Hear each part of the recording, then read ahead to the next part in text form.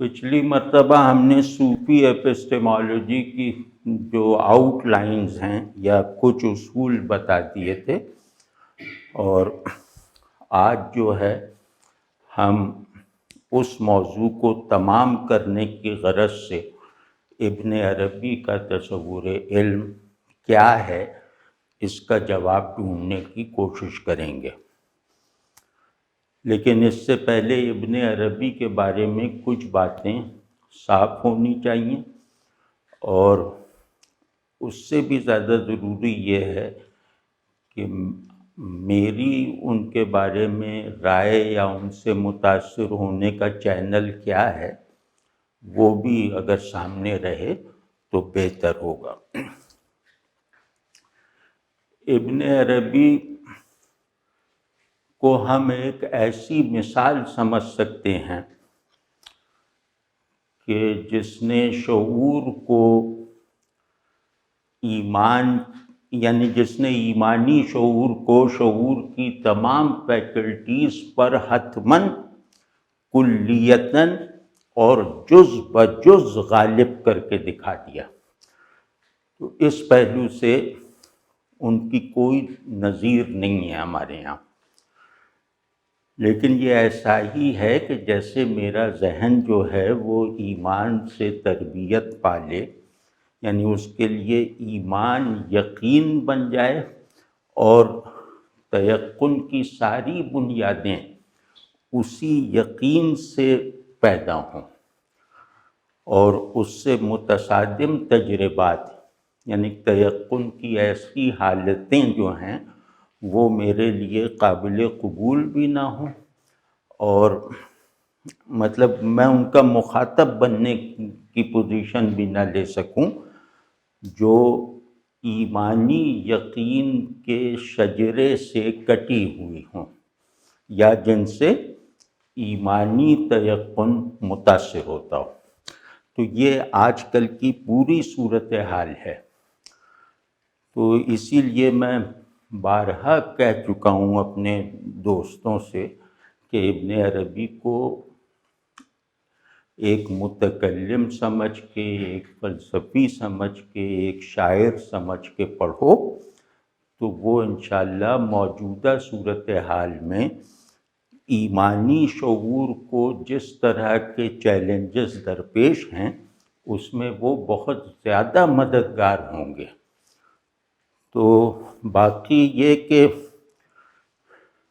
جو ہم نے یہ کہا کہ انہوں نے ایمانی شعور کی آزادانہ ورکنگ سے، یوں کہہ لیں کہ علمی اور عرفانی کرامتیں پیدا کر کے دکھائی ہیں، مطلب ان کے نظریات گویا ایمانی شعور کے وہ کارنامے ہیں جو عام مذہبی ذہن کی دسترس سے بھی باہر ہیں، اس کی سکت سے بھی زیادہ ہیں، اور وہ اللہ کے بارے میں اس کی تنزیہ کے ساتھ، اس کی مطلقیت کے ساتھ، صفات اور ذات کے درمیان تعلق کی معرفت کے ساتھ جو روشنی فراہم کرتے ہیں اس کا کوئی دوسرا نمونہ ہمارے یہاں نہیں ہے۔ لیکن پھر بھی یہ فلسفہ دین ہے، یعنی آپ ابن عربی کو یہ کہہ سکتے ہیں کہ وہ فلسفہ توحید کے سب سے بڑے اسپوکسمن ہیں ہمارے یہاں،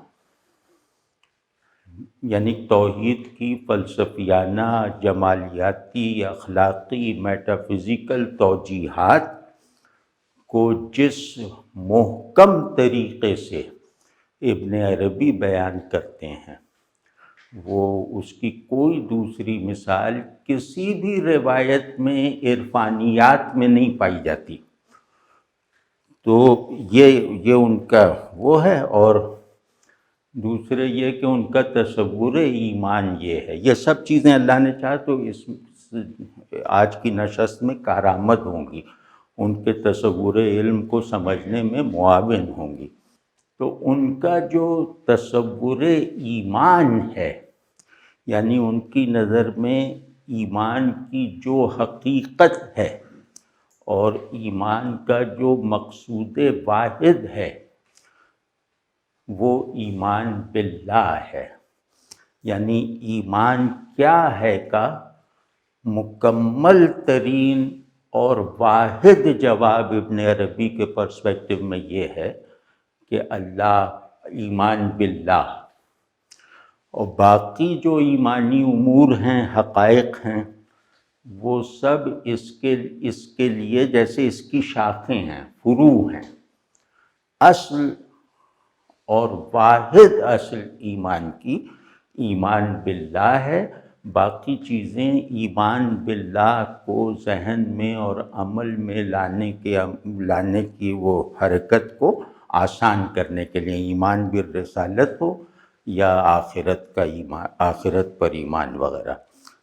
تو پہلی بات یہ ذہن میں رکھیں کہ یہ ابن عربی نے ہمیں بہت ایلیبوریٹ کر کے اور عقل جن کسی چیز کے اس بات کے لیے جس طرح کے استدلالات اور جس طرح کی سطح استدلال سے مانوس ہے، یہ ان تمام استدلالوں اور اس آخری سطح استدلال پہ کھڑے ہو کر عقل کو کنونس کرنے کی صلاحیت رکھتے ہیں۔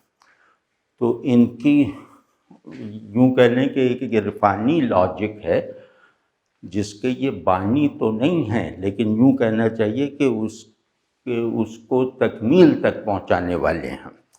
وہ عرفانی لاجک جو فرض کے ہندو روایت میں شنکراچاریہ ہے، وہاں عیسائیوں میں پلوٹائنس ہے، تو یا یونانیوں میں پائتھاگورس ہے، تو اس پورے نوسٹک تھیمز کو یا اس پورے نوسٹک پرنسپل کو، عرفانی اصول کو، پوری اطلاقی اجمال اور ذہنی و عملی اور احوالی تفصیلات کے ساتھ ابن عربی نے مکمل کیا ہے، اور ابن عربی کی وجہ سے اب عرفانیات میں کسی نئے تھیم کا اضافہ نہیں ہو سکتا، یعنی جو بھی اختلاف اتفاق کرنا ہے وہ انہی کے بنائے ہوئے دائرے کے اندر رہتے ہوئے کرنا ہے۔ جیسا مجدد صاحب یا کچھ حضرات نے کیا نا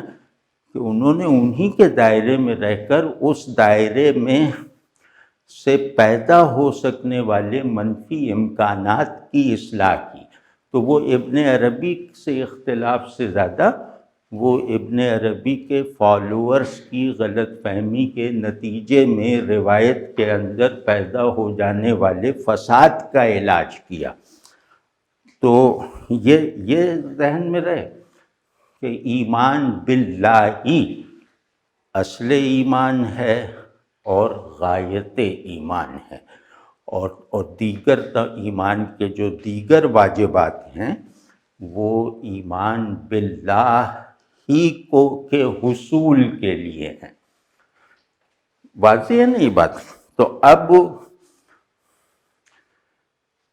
ان کا جو پورا ذہن ہے، چیزوں کو دیکھنے کا جو انداز ہے، اور ان کی جو چیزوں سے معنی لینے کا جو میتھڈ ہے وہ گاڈ بیسڈ ہے، یعنی یہ اللہ کے حوالے کے بغیر کسی چیز کو نہیں دیکھتے، تو اور اس حوالے کو مضبوط کرنے کے لیے انہوں نے ایک نیا نظریہ خلق پیدا کیا، تاکہ اگر اس نظریے کے مطابق مخلوق کو مان لیا جائے تو پھر مخلوق کی طرف توجہ خالق کی طرف یکسوئی کا ایک جز بن جاتی ہے۔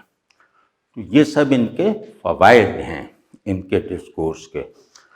اور آپ سمجھیں نا کہ ایک آدمی ہے جو اللہ کے حوالے کے بغیر، توحید کے پرسپیکٹو کے بغیر وہ کسی بھی چیز کو نہیں دیکھتا، چاہے وہ پاؤں کا جوتا ہو یا سر کا تاج ہو، چاہے وہ زمین کی دلدل ہو یا آسمان کے ستارے ہوں، وہ سب کو اسی پرسپیکٹو سے اور اسی غرض سے دیکھتے ہیں، کیونکہ شے کی طرف دیکھنا اور ایک غرض سے بھی ہوتا ہے نا کہ میں اس کے اندر موجود امکانات وجود کو یا اس کے اندر موجود احوال وجود کو، نظام وجود کو، جو مطلق اصول ہستی ہے، اس میں کھپانے کے لائق ہو جاؤں، یعنی میں کثرت کے تجربے اور مشاہدے کو وحدت کی ریئلائزیشن کا قابل اعتماد وسیلہ بنا لوں۔ یہ اگر ابن عربی نہ ہوتے تو یہ بہت ہی گہری بات، جو اللہ پر ایمان انسانی شعور کی کلیت پر واجب کرتا ہے، جس کو اللہ علم کی تقدیر بناتا ہے، وہ سامنے نہ آتا اگر ابن عربی نہ ہوتے۔ تو یہ سب ان کی بڑائیاں ہیں، اور لیکن اب ان کی کچھ ایسی چیزیں جنہوں نے مسائل پیدا کیے اور جن کو ماننا خطرناک ہو سکتا ہے، یعنی دین کے لیے خطرناک ہو سکتا ہے۔ ان میں سے پہلی جو بات جو انتہائی آدمی کو ڈرا دیتی ہے وہ یہ ہے کہ ان کے یہاں نبوت کا ادارہ جو ہے، یعنی وحی کا واحد چینل، نبوت کا ادارہ جب ہم کہیں گے تو اس کا مطلب ہوگا کہ اللہ کی طرف سے اترنے والی وحی کا واحد چینل، اس کے علاوہ کوئی چینل نہیں ہے۔ اللہ کا جو بھی مخاطب ہے جبریل کے ذریعے سے یا براہ راست، وہ نبی ہے۔ جو اللہ کا کلام سن لے، مطلب اس کی صوت میں یا جبریل کے ذریعے سے، نبی ہے۔ تو ان کے یہاں بہت ہی بڑا مسئلہ یہ ہے کہ وہ ہم انہیں فلسفی قرار دے کر بھی اس سے جان نہیں چھڑا سکتے۔ مطلب ہم بہت سی باتوں پہ کہہ دیتے ہیں کہ یہ فلسفہ ہے، تو اس کو اس طرح دیکھو نا کہ مومن بھی اتنا بڑا فلسفی بن سکتا ہے۔ ایمانی حدود میں فلسفیانہ ذہن کی انتہائیں سر کر کے دکھا دیں، تو یہ بڑا کارنامہ ہے نا۔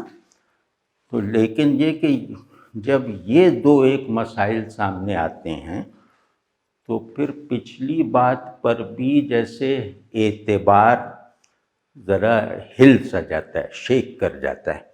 پچھلی بات یہ کہ وہ فلسفی ہیں اور عارف ہیں وغیرہ، جو بھی عنوان دے دیں، وہ یہ ہے کہ یہ وحی کے اس واحد چینل کو نہیں مانتے۔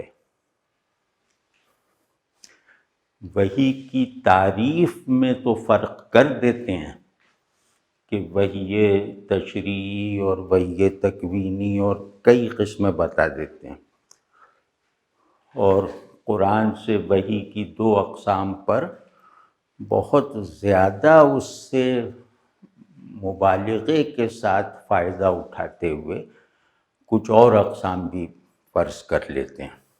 وہی کہ ایک وحی تکوی وہ ہے نا کہ جو شہد کی مکھی کو بھی وحی کرتا ہے، نبی کو بھی وحی ہے، اب یہ تو قرآن میں ہے۔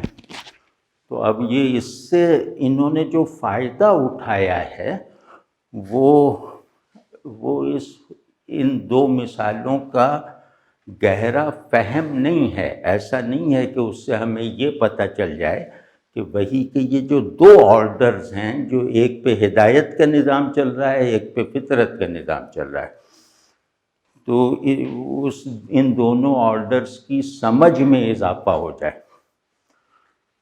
وہ لگتا ہے کہ ان دونوں آرڈرز کو جیسے ایک ذریعہ بنا کر، جیسے ایک سیڑھی بنا کر چھت پر چڑھے ہیں اور چھت پر چڑھ کر سیڑھی کو گرا دیا ہے۔ مطلب صاف لگتا ہے کہ یہ زبردستی کے معنی پیدا کیے جا رہے ہیں، کیونکہ وہی واقعہ ہے نا، تو واقعے میں قطعیت کا عنصر نہ ہو تو اس سے سمجھنے میں ہم سے غلطی ہوگی۔ ان سے انہیں ماننے والے بھی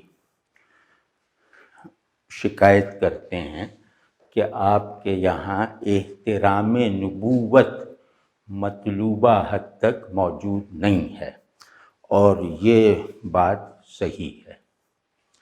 ان کے کئی بہت وحشتناک اقوال ہیں، تو وہ جیسے وہ جاوید احمد صاحب غامدی نے بھی کچھ نقل کیے ہیں کہ وہ کیا ہے کہ اے گروہ انبیاء، تم جہاں سے لیتے ہو وہیں سے ہم لیتے ہیں۔ اب گروہ انبیاء اور گروہ اولیاء، پھر گروہ انبیاء، طبقہ انبیاء اور جماعت اولیاء میں اولیاء کو واضح طور پر فوقیت اور فضیلت دینا، اور پھر اس قطعی فضیلت کی تعویل کرنا کہ کہیں واقعی توہین رسالت نہ ہو جائے۔ تو وہ تعویلیں عجیب عجیب ہیں کہ ہر نبی اپنی ذات میں ولی بھی ہوتا ہے۔ وہ جیسے ہمارے یہاں نہیں کہ ہر نبی یا کچھ انبیاء امام بھی ہوتے ہیں، لیکن کچھ ہوتے ہیں جو امام نہیں ہوتے۔ تو پھر جب امام آتے ہیں نبیوں کا سلسلہ ختم ہونے کے بعد، تو ان میں امامت مکمل ہوتی ہے۔ رسول اللہ صلی اللہ علیہ وسلم پہ نبوت مکمل ہو گئی، ان پہ امامت تکمیلی تسلسل کے ساتھ مکمل ہوتی ہے، تو لہذا وہ سب نبیوں سے افضل ہے۔ تو اب یہ ساری منطق جو ہے وہ ابن عربی کے یہاں جا بجا استعمال ہوتی ہوئی نظر آتی ہے۔ جیسے ان کے علم کی ایک تعریف ہے کہ علم کا مصدر جیسے وجود حق وجود خلق کی اساس ہے۔ یہ نہیں کہا انہوں نے کہ مصدر ہے کہ وجود حق کے کچھ اجزاء وجود خلق میں منتقل ہو گئے، یہ نہیں کہہ رہے وہ، لیکن وہ یہ کہہ رہے ہیں کہ میرے ہونے کی نسبت اللہ کے ہونے سے ہے، اور میرے علم کی نسبت اللہ کے علم سے ہے۔ تو اللہ کے علم کا اگر ایک جز بھی ہوگا نا تو وہ کل ہوگا۔ مطلب اللہ جیسے جز ہے نا کہ اللہ دنیا کو بھی جانتا ہے، اللہ جو ہے وہ آخرت کو بھی جانتا ہے، تو اب یہ اپنے ہدف کے اعتبار سے یہ اجزاء ہو گئے نا علم کے۔ تو لیکن یہ دونوں دنیا جیسی ہے ویسی وہ جانتا ہے، مطلب اس کے علم میں نہ کمی ہے نہ نقص ہے، ٹھیک ہے نا، اور اس کے علم میں ایک حکومت ہے کہ وہ دنیا ویسی ہی چلے گی جیسی اس کے علم میں ہے۔ تو یہ جب علم کی تعریف میں اللہ کے علم کو بطور ایک ایکٹیو اصول کے کام میں لاتے ہیں تو وہاں سے یہ خیال پیدا ہوتا ہے۔ مطلب ان کے یہاں اس خیال کا اظہار ہوتا ہے بارہا کہ معرفت حق کے اونچے درجات جو ہیں، یعنی جو معرفت حق کے کچھ درجات ہیں جو عمل سے ان کا ہم اقرار کرتے ہیں، کچھ درجات ایسے ہیں جو فہم سے ان کی طرف نظر کر فہم میں ہیں ہمارے، لیکن کچھ درجات ایسے ہیں جو عقل میں بھی نہیں آ سکتے، حواس میں بھی نہیں آ سکتے، اور ان کی بناوٹ جو ہے وہ ٹرانسینڈنٹل ہے۔ تو نبی ان حقائق کو منتقل کرنے نہیں آتا، ٹھیک ہے نا۔ تو وہ کہتے ہیں کہ نبی کا کام نہیں، تو نقص نہیں بتا رہے نبوت کا، لیکن نقص یہ بن جاتا ہے، کیونکہ سب سے اونچے مراتب وجود کو جب یہ کہیں گے کہ یہ دعوت نبوت کا کانٹینٹ نہیں ہے، مجھ سے پوچھو میں بتاتا ہوں. مطلب یہ بات کسی نبی سے نہ پوچھو، مجھ سے پوچھو میں بتاتا ہوں، کیونکہ یہ ذمہ داری اولیاء کی ہے. تو ایک یہ پرابلم ہے، اور یہ میری نظر میں تاحال لا ینحل مسئلہ ہے. اور ابن عربی کے بارے میں جو دفاعی لٹریچر لکھا گیا ہے ایسے اعتراضات کے جواب میں، وہ بس تکلف ہے، زبردستی تعویل ہے. کیونکہ تعویل کا ایک اصول، تعویل ایک بلند ذوقی کے ساتھ کی جاتی ہے نا. تو تعویل کا اصول یہ ہے کہ حضرت عمر ابو جہل کے لباس میں ملبوس نہیں ہو سکتے. یہ ممکن نہیں ہے کہ لباس ابو جہل کا ہو اور اس میں ملبوس حضرت عمر ہوں، یا کوئی مثال لے لیں. یعنی باطل حق کا لباس نہیں بن سکتا. تو جو شے اپنے اظہار کے جو بات اپنے اظہار کے تمام اجزاء میں، یعنی مفہومی اجزاء، لفظی اجزاء، اپنی کنسٹرکٹ میں اور اپنے ابلاغ میں، دونوں میں باطل ہو اور باطل صریح ہو، تو اس کی تعویل کرنا بدذوقی ہے. اس سے رکنا بھی چاہیے اور متکلم کو روکنا بھی چاہیے، کیونکہ تعویل کرنے کے لیے تو فلسفی چاہیے، تو وہ عام آدمی کیسے سمجھے گا؟ اور ایسی تعویل کی کیا ضرورت ہے جس میں باطل کنوے ہوتا ہے، مراد حق ہے؟ یہ کوئی مانے گا؟ تو خیر، تو یہ ذرا ان کا بہت خطرناک حصہ ہے. دوسرے یہ کہ اس کی مثال وہ خاتم الانبیاء، خاتم الاولیاء کی جو ان کی ایک وہ ہے نا پیرالل، اس سے بھی ہوتا ہے، لیکن خیر ہم تفصیل میں نہیں جا رہے. دوسرا جو اسی سے متعلق ایک مسئلہ ہے ان کے ساتھ، ان کے کلام میں، وہ جیسے اقبال نے کہا تھا نا، اب اقبال نے تو کسی اور مفہوم میں کہا ہو، لیکن الفاظ ذرا خطرناک ہیں کہ تیرے ضمیر پہ جب تک نہ ہو نزول کتاب، گرہ کشا ہے نہ رازی نہ صاحب کشاف. تو یعنی قرآن کے معنی اور اس کے حقائق اللہ کے ساتھ، اللہ کے حضور میں ڈائریکٹ پوزیشن لے کر حاصل ہوتے ہیں. مطلب اس شعر سے سمجھ یہ آتا ہے، مراد یہ نہیں ہے کہ تم قرآن اس طرح پڑھو جیسے یہ تم پر اتر رہا ہے.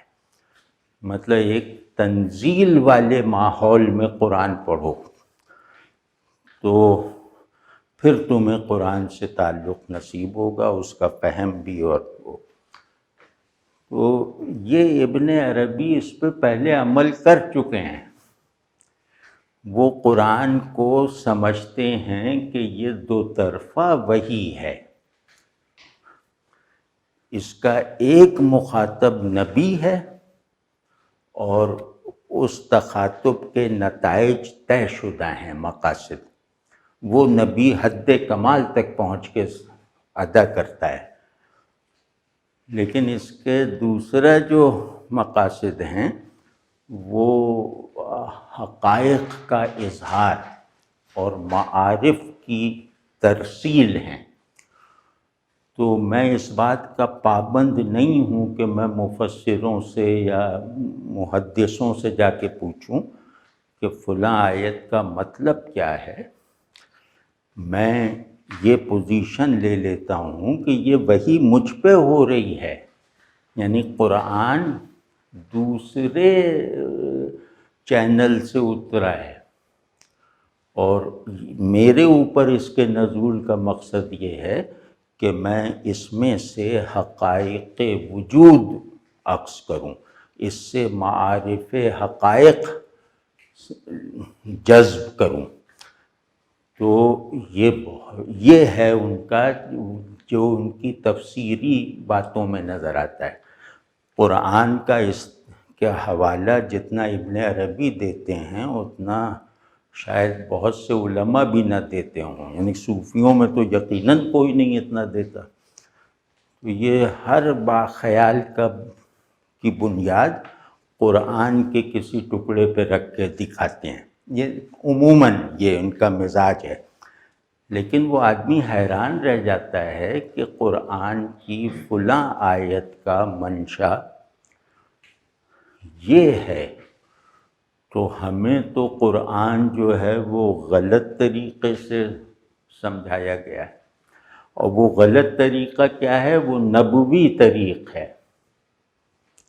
آپ سمجھیں نا بھئی، ہم غلطی کرتے ہیں سمجھنے میں، ناقص ہیں تو سب ٹھیک ہے، لیکن ہم صحیح روایت میں ہیں، تو غلطی اگر صحیح روایت میں ہو تو ٹھیک ہے، مطلب یہ کہ اس کی اصلاح آٹومیٹیکلی ہوتی رہتی ہے۔ لیکن صحیح بات بھی اگر غلط روایت میں ہے تو وہ غلطی سے بہت زیادہ خوفناک ہے، واضح نا؟ تو اس وجہ سے یہ ٹیکسٹ ریڈنگ کے بالکل ایک نئے اسلوب کے بانی ہیں، اور جیسے موجودہ نظریہ ہے نا کہ ٹیکسٹ مصنف کی ملکیت نہیں ہے، ٹیکسٹ میں قاری بھی وہی کردار اور وہی خلاقی کا مظاہرہ کر سکتا ہے جیسا مصنف کر کے فارغ ہو گیا ہے۔ تو وہ لگتا ہے کہ یہ تھیوری انہوں نے قرآن پہ اپلائی کی ہوئی ہے۔ تو مطلب یہ ہولناک باتیں ہیں، اور خاص طور پہ مجھ جیسے لوگوں کو جو عالم نہیں ہیں، جن کا علم دین پختہ نہیں ہے، جو عربی نہیں جانتے، بس اپنا ٹوٹا پھوٹا عمل اور خیال جو ہے اسے درست رکھنے کی کاوش میں رہتے ہیں، کمال کی بھی طلب نہیں ہے، بس صحت کے طالب ہیں۔ تو اور لیکن ہم نے فلسفہ وغیرہ بھی پڑھ رکھا ہے، تو مجھ ایسے لوگوں کے لیے ابن عربی بہت ڈسٹریکٹیو ہیں، اور یہ پوری تاریخ میں اس کا ثبوت میسر ہے، مہیا ہے۔ اور یہ جو حقیقت، طریقت، شریعت، یہ جو ٹرائلوجی بنی ہے، اس کی بنیاد ابن عربی کی فکر پر ہے، اور ابن عربی اس کے ذمہ دار نہیں ہیں، لیکن انہوں نے تو کسی اور اس میں باندھا تھا، لیکن اس سے جو پروڈکٹ نکلی ہے، اس سے جو ذہن پیدا ہوا ہے، اس کے نزدیک سب سے اعلیٰ درجہ حقیقت کا ہے، جس سے ولی کورسپونڈ کرتا ہے۔ پھر اس سے نیچے والا درجہ طریقت کا ہے، یعنی عمل اور خیال وغیرہ مطابق حقیقت، اور پھر شریعت کا، یعنی جو نبی لے کر آیا ہے۔ تو شریعت کی تحقیر کا ایک رویہ جو ہمیں جا بجا نظر آتا ہے تصوف کے نام پر، طریقت اور حقیقت کے نام پر، تو اس کی اساس ان کے کلام میں ہے، گو کہ ان کے کلام کو غلط سمجھ کے پیدا ہوئی ہے، یہ الگ بات ہے، لیکن بہرحال اس کا سبب وہ ہیں۔ تو جیسے میں ایک مثال دیتا ہوں کہ ان کا ایک نظریہ ہے کہ اللہ کی طرف سے اپنی مخلوق پر یا اپنے غیر پر، مخلوق بھی اعتباری ہے، غیر بھی واہمہ ہے، اس دائرے میں رہ کے دیکھیں، بس نام ہیں یہ۔ تو اللہ اپنے غیر پر، اپنے مظاہر پر، اپنی مخلوق، اپنے بندوں پر دو طرح کا فیضان کرتا رہتا ہے، یعنی اپنے ماننے والوں پر دو طرح کا فیضان جاری رکھتا ہے۔ ایک فیضان وجود ہے کہ میرے موجود ہونے کا ہر لمحہ فیضان وجود کا اللہ کی طرف سے ہونے والے فیضان وجود کا پر منحصر ہے، اور اسی طرح میرے جاننے کی ساری بنیادیں فیضان علمی پر کھڑی ہیں۔ تو جیسے وجود کے اپنی موجودیت کو درست چینل پہ رکھنے کا طریقہ یہ ہے کہ اللہ کا سا رنگ وجود اختیار کرو، یعنی موجود ہونے کو حق اور خیر وغیرہ کی بنیاد پہ رکھو، یعنی اخلاق الہیہ سے خود کو متصف کرو۔ تو اس میں جو ہے اس اتصاف سے مجھے یہ میرے اندر بہرحال ایک ذوق سا پیدا ہو جاتا ہے کہ اللہ کا ہونا کتنا مقدس، کتنا مبارک اور کتنا بڑا ہوگا۔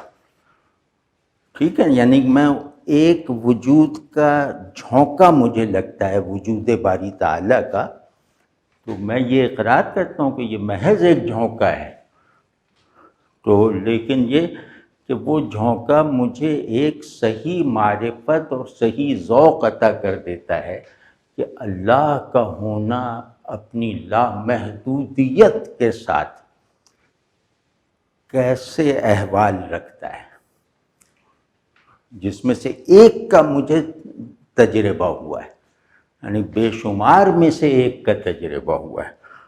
تو اس کو کہتے ہیں ذوق وجود۔ دوسرا جو فیضان علم ہے، اس میں جیسے اللہ کے علم کی حالت جو ہے وہ میرے علم میں سرایت کرتی ہے، یعنی اللہ کے علم کا جو انداز ہے، یعنی احاطہ، کمال، ماورائے حواس کو بھی جاننا وغیرہ، اور صورت اور حقیقت کو ایک ساتھ دیکھنا، تو یہ جو کوالٹیز آف نالج نوئنگ ہیں، یہ یعنی اللہ کی جو کوالٹیز آف نوئنگ ہیں، ان کوالٹیز کا ایک ایک ذرہ ہمیں نصیب ہوتا ہے تو ہمارے اندر علم تشکیل پاتا ہے۔ آپ سمجھ گئے نا کہ اللہ موجود نہ ہو تو ہم موجود نہ ہوتے، اللہ علیم نہ ہو تو ہم صاحب علم اور صاحب شعور نہ ہوتے۔ آپ سمجھ گئے، یہ ایک طرح کی ڈائریکٹ لنکیج ہے۔ تو یہ چیزیں پریشان کن ہیں۔ تو جو بھی پڑھے، ابن عربی کو پڑھنا ناگزیر ہے، جو آدمی بھی اس دور میں اپنے دین کی ذہنی خدمت کرنا چاہے، اپنے دین کی ذرا بڑی آڈینس کو، بڑے ذہن والی آڈینس کو دعوت دینا چاہے، تو اس کی رہنمائی کے لیے ابن عربی کے کلام میں بہت چیزیں موجود ہیں، ان کا انکار نہیں ہے، لیکن اس کے باوجود ان کے بنیادی نظریات کو عقائد کی حیثیت نہ دی جائے، یعنی ان کی دینی وقت کا ہم یہ کہہ سکتے ہیں کہ اس کے دینی وقت یا اہمیت کا ہمیں پتہ نہیں ہے، لیکن وہ کوئی دین کو سمجھنے کے لوازم نہیں ہیں، اور میں اس بات کا پابند ہوں کہ جو چیز میرے فہم کے مطابق دین سے مختلف ہو اسے چھوڑ دوں۔ مجھے اس سے کیا دلچسپی کہ اس کی تعویل کیا ہے، اس کے اندر رموز کیا ہیں، سمجھ ہے نا۔ تو اللہ سے تعلق کا ہر مرحلہ ڈے لائٹ میں ہوتا ہے، تو وہ ڈے لائٹ اس طرح کے علوم نے اسے جو ہے وہ دھندلکے میں بدل دیا، اور پھر ہر بات پہ مذاق کوئی بھی اعتراض کریں یا کوئی اپنی مجبوری بتائیں تو آپ کو پہلا جو جملہ سننا پڑے گا کہ تم اس لائق نہیں ہو، یہ خواص کے لیے۔ تو خواص کے لیے کوئی ایسی بات ہو سکتی ہے جو عوام کی بے دینی کا سبب بنے؟ یہ تو ہم نے مانا کہ خواص کا فہم دین بہت ہوتا ہے، خواص کے احوال روحانی بہت بلند ہوں گے، ہمیں نہیں پتہ، لیکن اگر ان کے بعض احوال کا ہم پر اظہار ہو جائے تو وہ ہماری تربیت کریں گے، وہ ہمارے آئیڈیل بنیں گے، اور ہمارے اندر موجود ٹوٹے پھوٹے احوال کو زیادہ پروڈکٹیو اور زیادہ مکمل اور زیادہ مربوط بنائیں گے، نہ کہ اپنے اندر پہلے سے موجود احوال کو نکال پھینکنے پر مجبور کریں گے۔ تو اسی طرح ایک بہت بڑا کلمہ شناس اور بہت بڑے سیمینٹکس کا حامل ذہن ممکن ہے کہ قرآن شریف سے کے معنی میں جو ایک لامحدودیت گندھی ہوئی ہے، تو وہ اس لامحدودیت کو اپریشیٹ کر سکتا ہو، مطلب اس کو چاہے احاطہ تو ظاہر ہے کوئی نہیں کر سکتا، اسے اپریشیٹ کر سکتا ہو کہ یہ لامحدودیت مجھ پہ منکشف ہو گئی یا میرے ایکسپیرینس میں آ گئی، لیکن وہ لامحدودیت قرآن کے اس فہم سے متصادم نہیں ہوگی جو بیچارہ تحدید کی بنیاد پہ بنا ہوا ہے۔ ٹھیک ہے نا؟ ایک ہی بیان کے میں اگر محدود اور لامحدود یکجا ہوں تو اس میں یہ دیکھا جائے گا کہ اس بیان کا جامع محدودیت میں ہے، پرٹیکولرائزیشن میں ہے، تو اس کی جو بھی یونیورسیلٹی آپ ڈھونڈیں گے وہ اس پرٹیکولر سے متصادم نہیں ہوگی، اگر ہوگی تو اسے رد کر دیا جائے گا۔ واضح ہے نا؟ تو یہ ان کے کچھ مسائل ہیں، لیکن بہرحال علم وغیرہ کی بحث میں انہیں نظر انداز نہیں کیا۔ علم کیا ہے کہ سوال پہ جب آپ تحقیق کریں گے، اور یہ تحقیق کوئی مطلب مذہبی نصاب کا حصہ بنا کے نہیں کی جا رہی، ظاہر ہے کہ اب وہ آسمان نیلا ہے تو وہ کوئی میرے ایمان کا تقاضا تھوڑی کہ میں اسے نیلا مانوں، تو نیلا ہے وہ منکر بھی نیلا کہے گا، مومن بھی نیلا کہے گا۔ تو علم کیا ہے کا جواب بھی دونوں طرح سے ملنا چاہیے، کہ علم پرسیپشن ہے، پرسیپشن کو جانچنے والے علوم ہیں، اس کا تجزیہ کرنے والے علوم ہیں، تو علم کیا ہے کی تعریف میں ان سے بھی مدد لی جائے گی، اور مقصود علم کے لیے ہمیں اپنے دین سے رجوع کرنا ہے۔ تو خیر، تو ابن عربی کے تصور علم میں جامعیت بہت ہے، مطلب یک رخا پن نہیں ہے، مطلب ایسا نہیں ہے کہ علم کیا ہے کہ تین اویلیبل جوابات کو یہ مکمل طور پہ رد کر کے چوتھا جواب فراہم کر رہے ہیں۔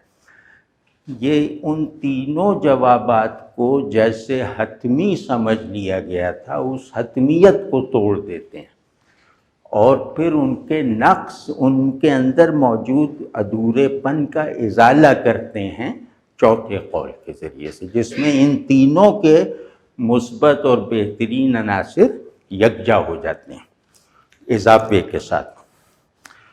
تو مطلب کئی مرتبہ مجھے خیال آتا ہے کہ کانٹ نے جو نومینا کو کہا کہ اس کا علم ممکن نہیں ہے، تو وہ بہت بہتر طریقے سے ابن عربی نے بھی کہا ہے۔ یعنی آپ نے بڑے بڑے فلسفیوں کے نظریات علم لے لیں تو ان نظریات علم کے شیڈز ابن عربی کے آپ کو ضرور نظر آئیں گے، کبھی رد کرنے کے لیے وہ بتاتے ہیں تصور، کبھی اس کو درست جگہ پہ رکھنے کے لیے بتاتے ہیں۔ ٹھیک ہے نا؟ تو یہ بڑی جامعیت کی بات ہے، یہ بہت بڑے دماغ کی بات ہے۔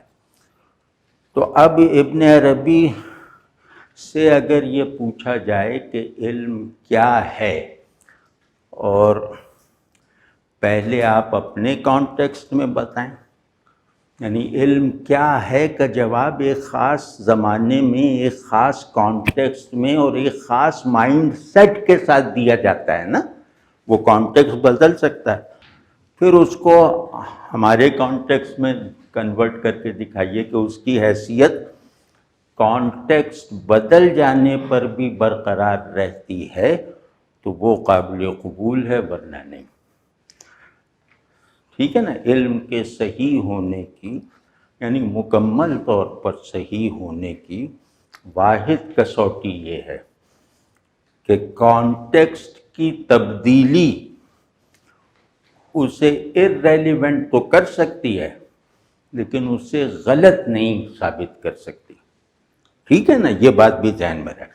تو اب جب ابن عربی سے پوچھا جائے کہ بھائی آپ اپنے پیراڈائم میں, اپنے کانٹیکسٹ میں, اپنی اصطلاحوں میں ہمیں بتائیں کہ علم کیا ہے,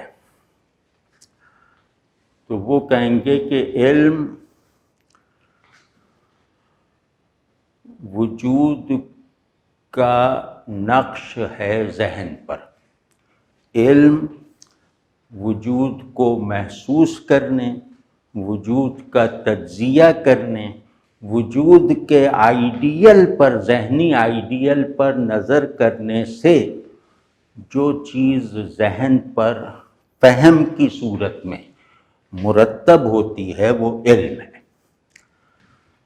ٹھیک ہے نا, اور یہ بہت جامع تعریف ہے.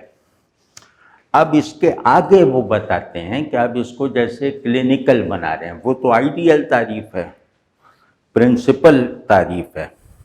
اب وہ کہہ رہے ہیں کہ اس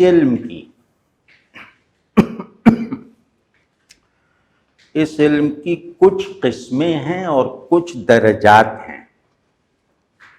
یعنی ایک علم دوسرے سے افضل ہے, اس کے لیے درجات ہیں. تو علم کی قسمیں جو ہیں, انواع علم, وہ ہے عقلی. ابن عربی کی تعریف کے مطابق پہلے انواع علم, عقلی سے مراد, عقل سے یہاں مراد پیور ریزن تک محدود نہیں ہے, یعنی تجرید کرنے والی قوت تک محدود نہیں ہے. یہ عقلی دو چیزوں کا مجموعہ ہوتا ہے, حسی یا تجربی, ٹھیک ہے,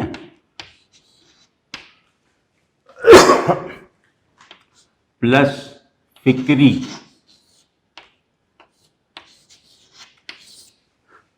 ٹھیک ہے نا. تو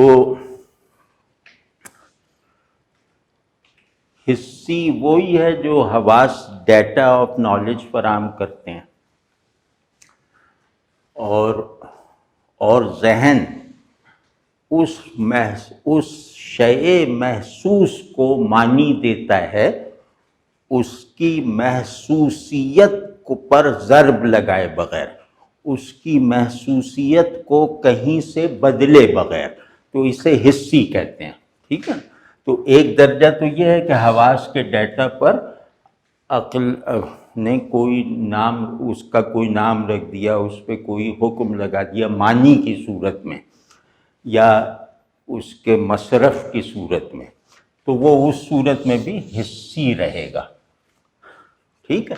اب دوسرا جو کام ہے انہی محسوسات میں, یعنی حواس ہی کے فراہم کردہ ڈیٹا پر جب غور کیا جاتا ہے, یعنی جب ان کو اپنے پروجیکٹ آف نالج کی منزل سمجھنے کی بجائے اس کا ایک مرحلہ سمجھا جاتا ہے اور اگلے نامعلوم مراحل کا تصور باندھا جاتا ہے, یا اگلے نامعلوم مراحل کی طرف جانے والا راستہ ان سے عکس کیا جاتا ہے, تو اس کو کہتے ہیں فکری. تو اب پورا علم کیا ہوا؟ امپیریسزم. امپیریسزم جو ہے وہ یہی ہے کہ شے ثبوت کی غرض سے محسوس ہونی چاہیے, اور شے سگنیفائر کی حیثیت سے, دلالت کی حیثیت سے, وہ جو ہے وہ مطلب ذہن کو اپنے سے آگے بڑھنے کا راستہ دینے والی ہونی چاہیے. تو یہ جو اپنے سے بڑھنے کا راستہ شے محسوس دیتی ہے وہ فکر دریافت کرتی ہے, اس میں حواس کا دخل نہیں ہے. یہاں تک، ٹھیک ہے نا. ایک تو عقلی، یہ بہرحال. پھر دوسری جو ان کی قسم ہے وہ ہے علم الاحوال. آپ یوں سمجھیں کہ عقلی علوم جو ہیں وہ خارجی آبجیکٹس کے ساتھ ذہن کا نتیجہ خیز اور میننگ فل کانٹیکٹ ہے، تو نتیجہ ہے مطلب. اور علم الاحوال جو ہے اس کا ہدف سبجیکٹ خود ہے. آپ سمجھیں نا، عقلی میں ہدف آبجیکٹ ہے. علم الاحوال میں جو میدان تحقیق اور علم ہے یا حاصلات علم جو ہیں وہ نفسی ہیں، وہ باطنی اور داخلی ہیں. ٹھیک ہے نا. تو اس کو اگر ہم یہ کہیں کہ یہ علم جو ہے یہ سمجھیں کہ کازمالوجی ہے، ٹھیک ہے نا. مثال دے رہا ہوں، مطلب یہ بند نہیں کر رہا ہے اس میں. اور یہ علم جو ہے یہ سائیکالوجی ہے، ٹھیک ہے نا. یا سائیکالوجی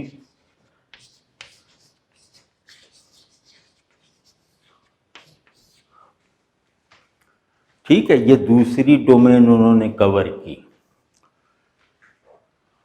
اور تیسرا جو یعنی کہ علم جو ہے وہ عالم کی کو بھی ریکنڈیشن کرتا ہے. علم عالم کے نظام وجود کا حصہ بنتا ہے، صرف ذہن تک نہیں رہتا. تو جب عالم اپنے علم کو اپنی وجودی اور روحانی نمو کے عمل میں شامل کرتا ہے تو پھر وہی معلوم جو پہلے صورت ہوتا ہے وہ کیفیت میں بدل جاتا ہے. پھر اس کی صورت کی ضرورت نہیں رہتی، پھر وہ ایک کیفیت کا حصہ بن جاتا ہے. وہ کیفیت پہلے سے موجود ہوتی ہے، آبجیکٹ سے مخصوص نہیں ہے. ٹھیک ہے. تو اس کو کہتے ہیں علم الاحوال، یعنی خیالات کی تجربی جہت. ٹھیک ہے نا. یہ علم الاحوال ہے جس کے نتیجے میں آدمی نفس کو سمجھتا ہے، میٹافزیکل حقائق کا حضور حاصل کرتا ہے، وغیرہ وغیرہ. اور تیسری جو ان کی قسم ہے وہ ذرا وہی ہے جس کا ہم ابھی رونا رو رہے تھے، وہ ہے علم الاسرار یا حقائق. اسرار کہتے ہیں اس چھپی ہوئی چیز کو جو نظر آنے والی چیزوں کا قوام ہو، ان کی بنیاد ہو. تو جس کا جو اگر وہ چھپی ہوئی شے نہ ہو تو دیکھی جا سکنے والی چیزیں بھی وجود میں نہ آئیں اور شعور میں بھی نہ آئیں. ٹھیک ہے نا. یہ علم الاسرار یعنی علم الحقائق، یہ گویا یہ عکس ہے علم الہی کا. یہ شعور کی مکمل پیسیوٹی کے ساتھ اور شعور کو اس کے ذہنی حدود سے نکال کر وجود کا مرکز بنا لینے کے نتیجے میں اس پر نازل ہوتا ہے، اس پر الہام ہوتا ہے. ٹھیک ہے نا. علم الاسرار. تو علم الاسرار کے دو وہ میں نے پہلے تفصیل کر دی، تو یہاں اجمال سے کہہ رہا ہوں کہ ابن عربی کے بقول علم الاسرار کو حاصل کرنے کے دو ذریعے ہیں. ایک وحی نبوت اور دوسری وحی ولایت. کہ ولی وہ ہوتا ہے جس کا رخ اللہ کی طرف یعنی حقائق کی طرف ہو، نبی وہ ہوتا ہے جس کا رخ خلق کی طرف، دنیا کی طرف ہو. ٹھیک ہے نا. تو نبی صورتوں کو حق کے مظہر بننے میں مدد فراہم کرتا ہے، صورتوں کی طرف متوجہ رہتے ہوئے. اور ولی جو ہے وہ حقائق کو ان کی ما فوق ظہور یا ما قبل ظہور حیثیت میں دیکھتا ہے. تو جب بھی وہ کہتے ہیں نا تم جہاں سے لیتے ہو وہیں سے ہم بھی لیتے ہیں، تو وہاں پتہ نہیں یہ زبردستی لیتے ہیں وہ مطلب انداز ایسے ہے کہ وہ کیسے نہیں لے سکتے، ہم دیکھتے ہیں، ہم دکھاتے ہیں. تو خیر یہ علم الاسرار ہو گیا. اب ان میں ربط یہ ہے کہ ان تینوں کا معلوم سوری فارمل کثرت رکھنے کے باوجود ایسنشیل وحدت کا حامل ہے. یعنی ان کے معلوم اعتباری کثیر ہیں اور معلوم حقیقی ایک ہے. یعنی یہ عقلی علم ہو، عقلی علم یعنی آبجیکٹس کا علم، احوال کا علم یعنی سبجیکٹ کا علم، اور علم الاسرار یعنی اللہ کے حقائق کا علم. یہی تین وجود کے درجات ہیں نا. تو ان تینوں میں معلوم مشترک ہے، صرف درجے کا فرق ہے کہ یہاں معرفت کمزور ہے، یہاں معرفت کی کمزوری کچھ دور ہو گئی ہے، اور یہاں معرفت کی تکمیل ہو گئی ہے. ٹھیک ہے نا. تو اب اسی کے ساتھ بہت سسٹمیٹک ہیں یہ، ان سے پورا ورلڈ ویو بنتا ہے. ہمارے یہاں کوئی تھنکر ایسا نہیں ہے مسلم روایت میں فلسفے وغیرہ کی کہ جس کا پورا ورلڈ ویو بنتا ہو سوائے ابن عربی کے. تو اس کے ساتھ ہی علم با اعتبار آبجیکٹ میں وہ ذرائع بتا رہے ہیں، اور مطلب سبجیکٹ کے اینگل سے علم کی شعور کی قسمیں بتا رہے ہیں. ٹھیک ہے نا. یعنی علم کا جو وہ ہے، علم کا وجود شے میں ہے، اور علم کا وجود شے کے علم رکھنے والے ذہن میں دوسری طرح ہے.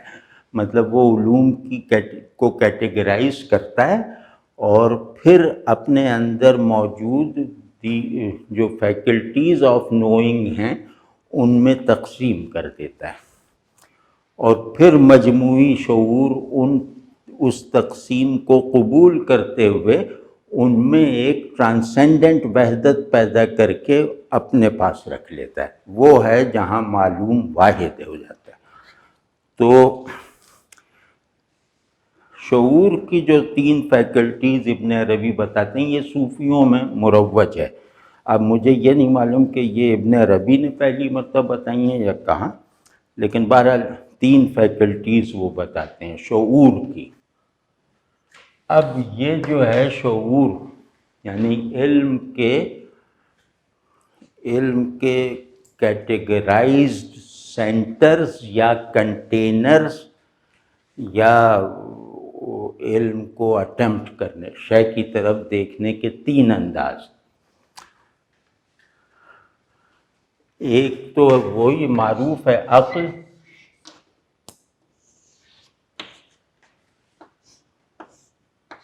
قلب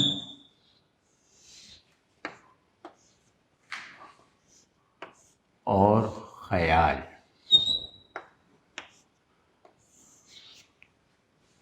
یہ شعور کی تین فیکلٹیز ہیں. ان میں اگر ان کا آبجیکٹ یعنی ان کا معلوم ایک بھی ہو تو وہ معلوم اپنے مرد کے اعتبار سے ان میں تقسیم ہو جاتا ہے. وہ ابھی میں عرض کرتا ہوں کہ عقل جو ہے، یہ جو پہلا جو مطلب علم کی بنیاد ہے نا، تو عقل کی ہر تعریف واضح ہے، کامن ہے. تو مطلب یہ فہم ہے، یہ چیزوں کی شناخت ہے، یہ محسوسات کو بامانی بنانا ہے، یہ محسوس کو غیر محسوس کے علم کے حصول کے لیے استعمال کرنے والی قوت، مطلب یہ سب معروف تعریفیں ہیں، وہ سب ابن عربی مانتے ہیں۔ اب یہ کہہ رہے ہیں کہ عقل میں ایک نقص ہے جس کی وجہ سے اس پر ہر معاملے میں اعتماد اور انحصار نہیں کیا جا سکتا، اور وہ نقص یہ ہے کہ یہ تحدید کی عادی ہے۔ تحدید یا اس کے لیے زیادہ بہتر لفظ ہے تقعید، ٹھیک ہے نا؟ ارے یہ تحدید کی عادی ہے، یعنی یہ شے کو معلوم بنا کر بھی محدود کرتی ہے، اور شے کو اس کے درجہ وجود میں بھی مقید رکھتی ہے۔ جو درجہ وجود اس کی سمجھ میں آیا ہے، اس درجہ وجود کو، اس حد ہستی کو شے پر مسلط رکھتی ہے۔ تو اس کا وظیفہ ہے پرٹیکولرائزیشن، یہ کوئی اجنبی بات نہیں ہے۔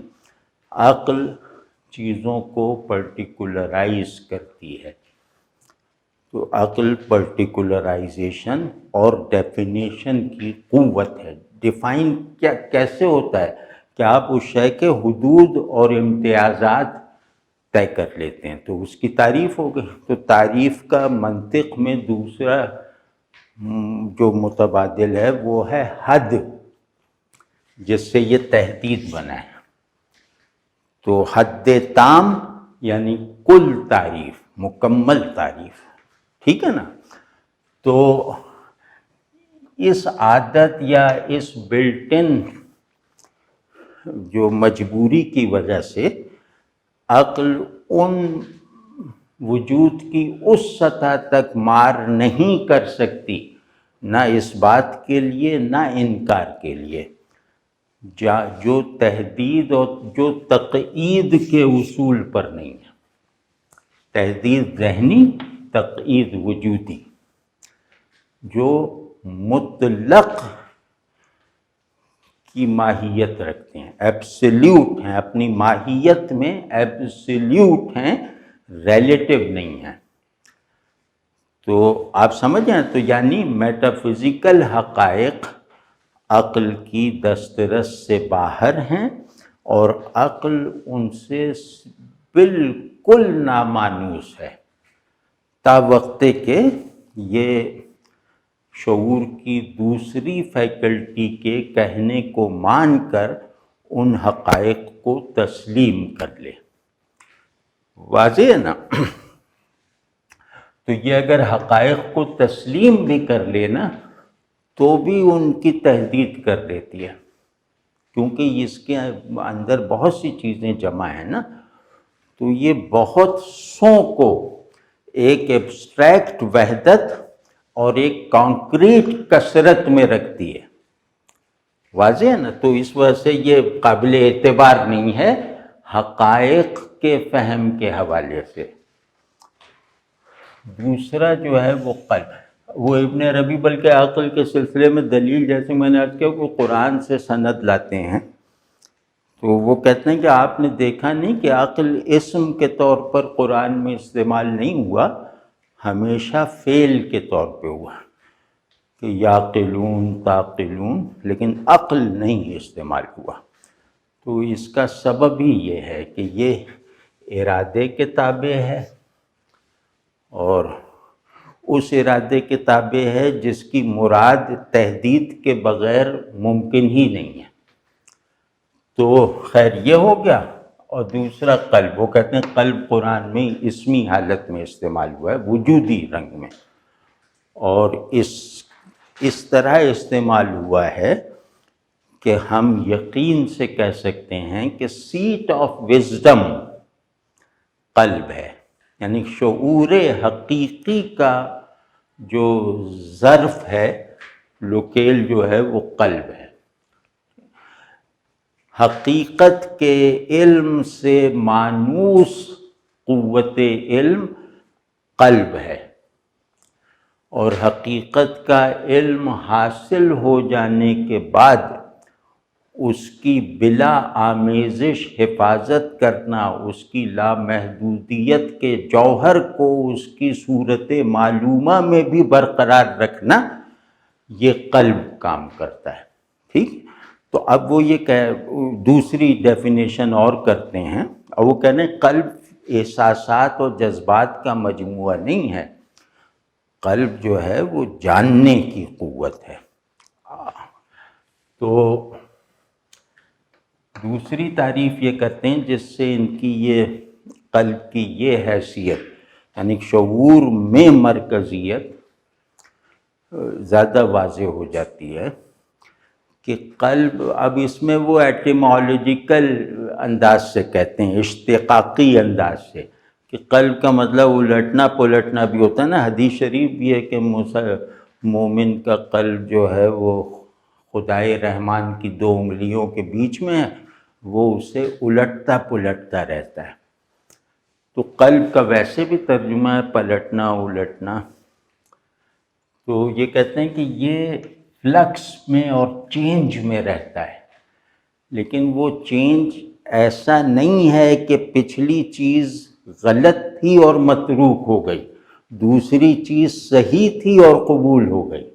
وہ فلکس ایسا نہیں ہے، وہ تسلسل کے ساتھ ہے، نئے نئے کانٹینٹس کی کنٹینمنٹ میں اضافہ ہوتا رہتا ہے قلب میں. یعنی قلب کے احوال معرفت، قلب کا انداز علم کیونکہ لامحدود موجود سے متعلق ہے، تو اس کے جو احوال معرفت ہیں وہ فلکس میں ہیں. مطلب وہ ایک دائرے میں نہیں ہے، فکسڈ نہیں ہے، بلکہ فلکس میں ہے، تاکہ یہ اس لامحدودیت سے ہم آہنگ رہے کہ ایک لمحے میں یہ لامحدودیت کے تصور کے ساتھ اسے جو ایکسپیرینس کر رہا ہے، وہ ایکسپیرینس اپنی جگہ محدود ہو جائے گا اگر اسے دوسرا ایکسپیرینس نہ ملے. تو یہ ہر آن ایک نئے حال حضور میں رہتا ہے. تو یہ خیر اس پہ بہت کلام ہو سکتا ہے، یہ تو صوفیوں کا بہت زور ہے اس پہ. تو یہیں سے جو پھوٹتا ہے وہ وجدانی علم ہے. ٹھیک ہے، کہ بلا کاوش بلا تفکر علم کا میسر آ جانا. تو اب تیسرا ہے خیال. یہ بہت دلچسپ ہے، اس میں ابن عربی واحد ہیں ہماری اور یہ روایت ان سے آگے بھی نہیں بڑھی. لوگوں نے اور سب کچھ قبول کر لیا غلط صحیح معنوں میں، اس کو نہیں کر پائے کیونکہ اس میں کریٹیوٹی بہت ہے، اور اس میں جو ہے وہ جعلی آدمی نہیں چل سکتا خیال کے اس میں. تو خیال ان کے یہاں، جیسے آپ لوگ اگر موقع ملے نا تو آنری کاربنگ کی کتاب ہے کریٹیو امیجینیشن آف ابن عربی، بہت اچھی کتاب ہے، تو وہ پڑھیں. وہ اسی موضوع پہ خیال کے. اور خیال ابن عربی کے یہاں بہت زیادہ مختلف معنی میں ہے.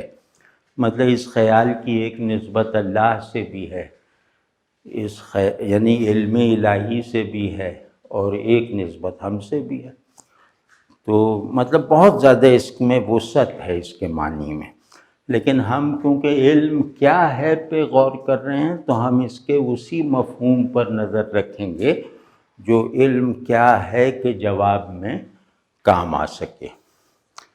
تو خیال جو ہے ابن عربی کے ہاں یونانیوں وغیرہ کی طرح، یعنی ان سے پہلے کی روایت میں بھی فلسفیانہ روایتوں میں ایک تصور پایا جاتا ہے کہ شعور کے 2 نظام ہیں. یعنی علم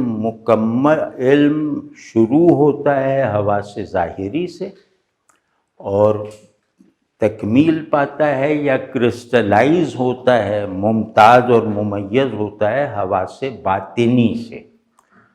ٹھیک ہے، جس طرح حواس ظاہری 5 ہیں اسی طرح حواس باطنی بھی 5 ہیں. تو حواس باطنی جو ہیں، حواس ظاہری جو ہیں وہ ذریعہ ہیں عقل کا، اور خود عقل ذریعہ ہے حواس باطنی کا. یعنی عقل محسوس ڈیٹا کو ری پروسیس کرتی ہے، یعنی ان کو معلوم ہونے یہ لائق بنا دیتی ہے، اور پھر ان کے حقیقی اور غیر حقیقی یا ان کے استعمال اور ان میں توسیع کے امکانات کی دریافت کے لیے انہیں حواس باطنی میں سے کسی ایک حص کے سپرد کر دیتی ہے. تو علم بننے کا عمل یہ ہوتا ہے، حواس سے عقل، عقل سے حافظہ، حافظے سے پھر حافظہ خود حص باطنی ہے، تو حافظے سے تخیل، توہم اور تفکر وغیرہ ہے. ٹھیک ہے نا؟ تو یہ کہتے ہیں خیال، متخیلہ، یہ 5 حواس باطنی میں سے ایک ہیں. بلکہ میں یہاں وہ کیا نام ہے یہ لکھ بھی دوں، حواس باطنی، جو ابن عربی جس پہ فوکس کرتے ہیں. 5 ہیں لیکن ابن عربی کہتے ہیں 3 جو ہیں وہ علم کی تشکیل میں ہیں. ایک ہے متخیلہ یعنی امیجنیشن، ٹھیک ہے جی. دوسری ہے مفکرہ،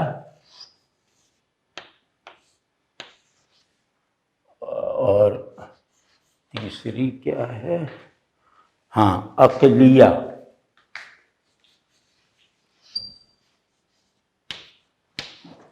تو ان تینوں میں جو ہے ایک قوت ہر پروجیکٹ میں شامل رہتی ہے، وہ ہے عقلیہ. ٹھیک، کیونکہ یہ ان کے حاصلات کو لائق فہم بنانے کے لیے ہے. ٹھیک ہے. تو یہ جو متخیلہ ہے، یہ جو امیجنیشن یا تخیل ہے، جس کا فعل یعنی جس کا عمل یا فعل خیال ہے، تو یہ اپنی بیسک ڈیفینیشن میں اس کو کہیں گے کہ صورت اور حقیقت کے درمیان برزخ. یہ لفظ ابن عربی نے خود استعمال کیا، برزخ کا، خیال کے لیے. برزخ کہتے ہیں اس پل کو یا اس دریا یا سرحد کو جس کا ایک سرا حقیقت سے مل رہا ہے، دوسرا کنارہ صورت سے جڑا ہوا ہے. تو یہ حقیقت اور صورت کو یہ برزخ الگ الگ بھی رکھتا ہے اور ایک دوسرے سے ڈسکنیکٹ بھی نہیں ہونے دیتا. تو یہ کنیکشن کی حالت میں انہیں ایک دوسرے سے ممتاز رکھتا ہے. تو خیال جو ہے، اب اس میں صورت اور حقیقت کو آپ اور تضادات میں بدل لیں کہ جیسے خالق اور خلق، جیسے روح اور جسم، ٹھیک ہے، جیسے معنی اور لفظ، جو بالکل ایبسلیوٹ اپوزٹس ہیں نا، ان میں ربط پیدا کرنے اور ان کا ایک دوسرے سے تعلق کا کوئی اسلوب دریافت کرنے والی قوت کو خیال کہتے ہیں. تو خیال کے جو اندازے کار ہے نا، وہ ہے صورت کو حقیقت اور حقیقت کو صورت بنانا. یعنی صورت کو ایسے دیکھنا کہ وہ حقیقت کا حضور ایکسپیرئنس کروا دے، اور حقیقت کی طرف ایسے یکسو رہنا کہ وہ گویا صورت کی طرح میرے یقینی تجربے میں آ جائے. ٹھیک ہے نا؟ یعنی کہ حقیقت میں تجربیت پیدا ہو جائے اور صورت میں جو ہے ٹرانسینڈنس پیدا ہو جائے، صورت میں حقیقی پن اور حقیقت میں تصویری پن آ جائے۔ تو اس کو ان کا ایک الگ اصول ہے، تنزیہ اور تشبیہ، لیکن اسے ہم علم میں نہیں استعمال کر سکتے، وہ وجود حق کی جہتیں ہیں۔ تو آپ یوں کہہ لیں کہ تنزیہ کو، یہ خیال جو ہے یہ تنزیہ کو گویا میرے لیے تشبیہ جیسا بنا دیتا ہے، اور تشبیہ کو ہر حال میں تنزیہ سے ہم آہنگ رکھتا ہے، منقطع نہیں ہونے دیتا۔ ٹھیک ہے، یہ خیال ہے۔ تو اب ابن عربی کے یہاں حقائق یعنی غیبی حقائق، جن میں نہ تغیر ہے نہ محدودیت ہے، ان حقائق کو شدت ایمان سے ایک پریزنس میں ڈھال لینا، اور یہ کہنے میں سچا ہو جانا کہ میں نے غیب کو جیسے ایکسپیرینس کیا ہے اسے دیکھے بغیر۔ تو یہ خیال جو ہے یہ محسوسات کے دائرے کو معقولات سے بھی بڑھا دیتا ہے، اور یہ خیال آپ مطلب بہت قیمتی چیز ہے۔ ابن عربی کا یہ تصور ایسا ہے کہ آج کل کی اصطلاحوں میں اگر اسے لکھا جائے تو ادب وغیرہ میں اور فلسفے میں جو خیال کی تفصیلات ہیں وہ اس کے سامنے بچکانا لگیں گی، یقینی بات ہے انشاءاللہ۔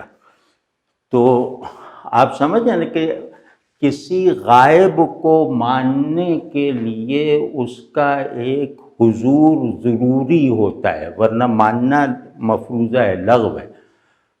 تو وہ جو ضروری حضور ہوتا ہے غائب مطلق کا، جس کو دیکھنے کا وہم بھی نہیں کیا جا سکتا، اس غائب مطلق کا واجب اس کے اثبات کو ممکن بنانے کے لیے اس کی شعور کی ایک خاص سطح پر پریزنس ہوتی ہے، اور وہ پریزنس کیونکہ وہ ایسی ہوتی ہے کہ وہ شعور کی دیگر فیکلٹیز کو گویا یہ کہنے میں اپنا ہم نوا بنا لیتی ہے کہ میں غیب کے تجربے سے گزرا ہوں۔